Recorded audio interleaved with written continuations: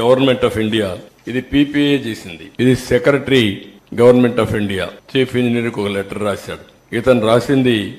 However please recall discussion during the 10th emergency meeting of the PPA held on 13th August 19 mainly to discuss the issues of pre-closure of present contracts of the Polavaram project and retendering of the balance works. Last lo enni cheptu, however, in the meanwhile, it is my humble advice to abandon the idea of pre-closure and retendering of the works in the best interest of the project,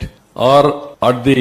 least keep it the same in abeyance till a considered view is taken by Government of India